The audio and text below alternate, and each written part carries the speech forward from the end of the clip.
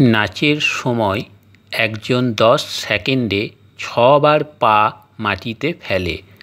ওকে, ভালোভাবে অঙ্কটা কিন্তু প্রথমে বুঝবেন, তাহলেই কিন্তু খুব তাড়াতাড়ি কয়েক সেকেন্ডের মধ্যে সলভ করতে পারবেন। ওকে, নাচের সময় পা মাটিতে ফেলতে হয়, ওঠাতে হয়, তো কতবার পা মাটিতে ফেলে? 10 সেকেন্ডে 6 বার। ওকে, তাহলে 15 মিনিটে কতবার পা মাটিতে ফেলবে?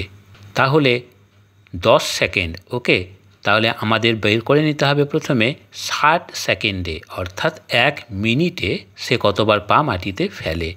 60 সেকেন্ডে, আর 10 থেকে যদি 60 যেতে হয় 6 দিয়ে গুণ করতে হয়। তাহলে 10 সেকেন্ডে 6 বার পা মাটিতে ফেলেছে, তাহলে 6কে 6 দিয়ে গুণ, অর্থাৎ 36 বার, অর্থাৎ 1 মিনিটে বা 60 সেকেন্ডে সে 36 বার পা মাটিতে ফেলেছে। এরপর বের করতে হবে 15 মিনিটে সে কতবার পা মাটিতে ফেলেছে।